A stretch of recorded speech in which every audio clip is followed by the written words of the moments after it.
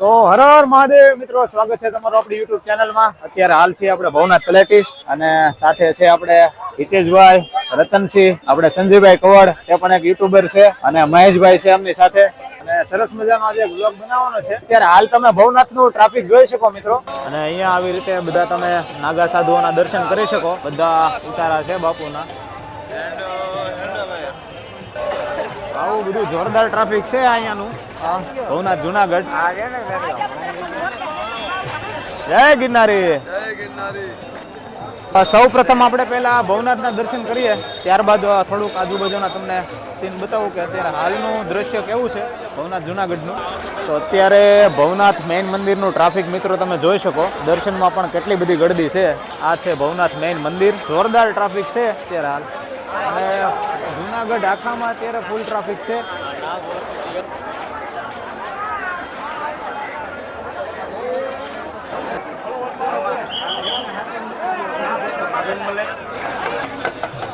અહીંયા બધા તમે નાગા સાધુઓના ઉતારા જોઈ શકો. બધા સાધુ સંતો અહીંયા બેઠેલા છે. જય ગિરનારી.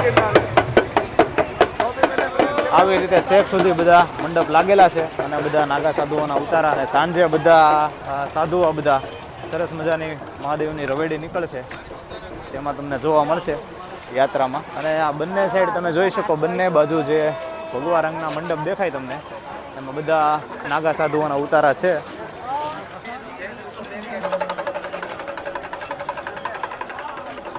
ભારતીય આશ્રમની બાજુમાં અહીંયા મેળાનું આયોજન છે સરસ મજાનું. અને આ મેળો 22 તારીખથી લઈને 26 તારીખ સુધીનો મેળો હતો, અને આજે 26 તારીખ છે.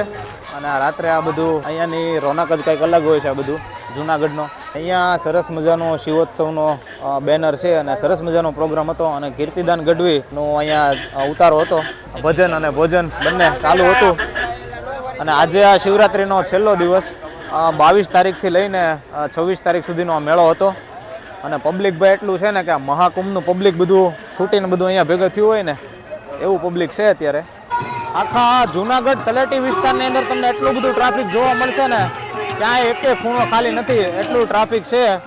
અને ઠેર ઠેર જગ્યાએ સરસ મજાની સંતવાણી ચાલુ હોય છે. અને ભાઈ આપણે કાલ રાત્રે આવ્યા હતા, પણ હાલ બેહાલ થઈ ગયા છે. આમ નામ જોવો, નાયા ધોયા વગરનો બ્લોગ ચાલુ કરી દીધો અત્યારમાં. આવી રીતે બધા અહીંયા ઉતારા હોય છે. અને અહીંયા લક્ષ્મણ બાપુ બારોટનો ઉતારો છે, અને સાર્વજનિક અન્ન ક્ષેત્ર છે. આવી રીતે બધા અન્ન ક્ષેત્ર તેમજ ભજન સંતવાણીના ઉતારા મંડપો બધા ચાલુ હોય છે. અન્ન ક્ષેત્રનું આયોજન છે, તેમજ સુવા તથા બેસવાની પણ વ્યવસ્થા છે. અને અત્યારમાં સવારનો નાસ્તો ચાલુ છે. તો આવી રીતે ઠેર ઠેર જગ્યાએ બધા અન્ન ક્ષેત્ર ચાલુ હોય છે. અને અત્યારે સવારની પ્રસાદી ચાલુ છે, અને હું ને સંજયભાઈ બંને ઊભા છીએ લાઈનમાં પ્રસાદી લેવા માટે. અને મહેશભાઈ આપણે બેઠા છે સામે. શીરાની તેમજ શાકની પ્રસાદી છે, અને અહીંયા આવી રીતે ચાની પણ પ્રસાદી છે. બપોરે ફરાર કરવા આવવાનું. તો આવી સરસ મજાની પ્રસાદી છે. અહીંયા બેસવાની પણ વ્યવસ્થા છે.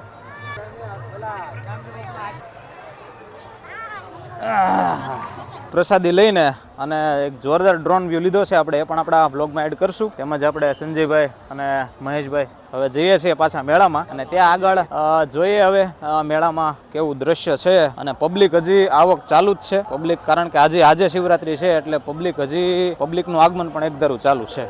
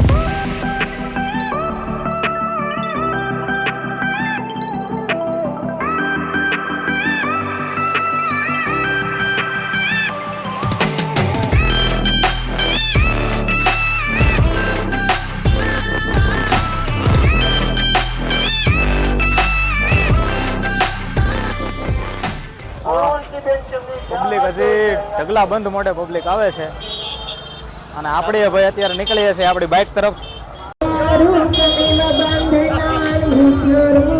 તો આવી રીતે બધા સ્ટોલ બીજા લાગેલા હોય છે રમકડાના, જેમાં તમે તમારા બાળકો માટે પણ ખરીદી કરી શકો. અને બીજા ઘણા બધા નાના મોટા સ્ટોલ લાગેલા હોય છે, રમકડા છે, બધી માળાઓ છે રુદ્રાક્ષની, તેમજ અલગ અલગ બધી ચીજ વસ્તુઓ આ તળેટીમાં મળતી હોય છે. અને છેક તળેટીની બંને બાજુ આવા નાના નાના સ્ટોલ લાગેલા હોય છે. અને સાંજે જે રવેડી નીકળશે એના માટે આવી આ બેરેક ગોઠવેલી છે. આ સાઈડમાં જે છે રવેડી નીકળશે અને અહીંયા બધું પબ્લિક જોવા માટે ગોઠવાઈ જશે અગાઉ જ તે. આખો રવેડી માર્ગ દર્શાવવામાં આવેલો છે મહાશિવરાત્રિ મેળાનો, કે તમે આ એક ચાર્ટ બતાવેલો છે મેપ દ્વારા, મેપ જેવો મૂકવામાં આવેલો છે જેમાં રવેડી માર્ગ બતાવવામાં આવેલો છે, તેમજ અલગ અલગ સ્થાન જે બધા છે જુનાગઢ તળેટીમાં ભવનાથના એ બધું દર્શાવવામાં આવેલું છે. ભવનાથ તળેટીમાંથી લઈને જુનાગઢ સિટી અંદર કોઈ પણ જગ્યાએ જવા માટે અહીંયાથી બસ મળે છે. તો આપણી બાઇક જે પડી છે એ મજેવડી ગેટ પાસે પડી છે પાર્કિંગમાં. તો આપણા સંજીવભાઈને એવું કેવું હતું કે ભાઈ ત્યાં સુધી આપણે બસમાં જઈએ, અહીંયાથી આપણા બાઇક સુધી આપણે જઈએ છીએ, બસની મુસાફરી કરીએ. અને આવી રીતે બધું બસો બધી ગોઠવાયેલી છે. તો આવી બધી બસની પણ મજા માણીએ. જવાનો વિચાર ચાલી નતો, પણ સંજયભાઈ નો આગ્રહ હતો કે બસમાં જઈએ, તો બસમાં જઈએ છીએ. ભવનાથ તળેટીમાં આવવું હોય ને તો રિક્ષાવાળા 100 રૂપિયા લે. બરાબર. એ પણ તમને અધવચ્ચે છોડી અને જતા રહે. બરાબર, એટલે એ લોકોને એન્ટ્રી નથી આપતા. બરાબર. બરોબર, એટલે એ લોકોની મજબૂરી છે, પણ તમને અધવચ્ચે રાખી દે જ્યાં એનો લાસ્ટ પોઈન્ટ હોય. પણ આ એક જ એવી સુવિધા છે, તમને ભવનાથ તળેટી સુધી પહોંચાડે. અને સરસ મજાનું આ કાર્ય છે બસ દ્વારા, અને 25 રૂપિયા જ ભાડું છે. એકદમ રીઝનેબલ ભાડામાં અને સરસ મજાની સુવિધા છે, કારણ કે એસટી બસને કોઈ રોકટોક નથી, પ્રાઇવેટ વ્હીકલને રોકવામાં આવે છે. અને આવી બધી આ ટ્રાફિકની લાઈન છે, જોઈ શકો.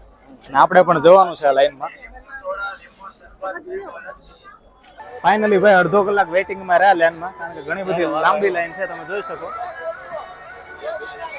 અને ફાઇનલી અત્યારે બસ સુધી પહોંચ્યા છીએ. અને અહીંયાથી જ એન્ટ્રી પોઈન્ટ પર ટિકિટ લેવામાં આવે છે. ટિકિટ લઈને ત્યારબાદ આપણે બસની અંદર બેઠશું. અને આવી રીતે બધી અલગ અલગ લાઈન દ્વારા બધી બસો મૂકવામાં આવેલી છે. પાછળ પણ તમે બસ જોઈ શકો.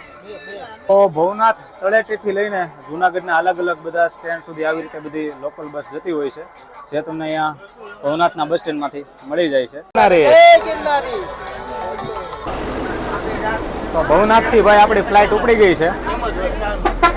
પબ્લિક હજી આવવાનું સતત ચાલુ છે, તમે જોઈ શકો. અને જાવક પણ એટલી છે, જોરદાર ટ્રાફિક છે મિત્રો મહાશિવરાત્રિનું. તો ફાઇનલી પહોંચી ગયા છે આપણા પાર્કિંગમાં, સંજયભાઈ અને બંને. અને બાઇક પડેલી છે આપણી, પણ તમને બતાવું કઈ હાલતમાં પડી છે. સામે બાઇક પડી છે આપણી. બાઇક આપણે અહીંયા પાર્કિંગમાં મૂકી હતી. અને આ મજેવડી ગેટ પાસે આ પાર્કિંગ છે, એક સરસ મજાનું ફ્રી પાર્કિંગ. અહીંયાથી આપણા મિત્રોની રાહ જોઈએ છીએ, ઘડીક આવે છે. તો ભાઈ આપણા મિત્રો રતનસિંહ, હિતેશભાઈ આવી ગયા છે. અને અહીંયા આપણે આજનો જુનાગઢનો વ્લોગ આપણે અહીંયા સંપૂર્ણ સમાપ્ત કરીએ છીએ શિવરાત્રીનો. તો બધાને હર હર મહાદેવ. અને અહીંયાથી જઈએ છીએ, સંજીવભાઈ લઈ જાય છે સરસ મજાની જગ્યાએ. અને એ જગ્યા તમને ત્યાં જઈને બતાવશું. હા, એ જગ્યા તમને બીજા વિડીયોમાં જોવા મળશે. મળીએ એ બીજા નવા વિડીયોમાં એક નવી જગ્યા સાથે. તો બધાને હર હર મહાદેવ. જય ગિરનારી દાદા, જય ગિરનારી.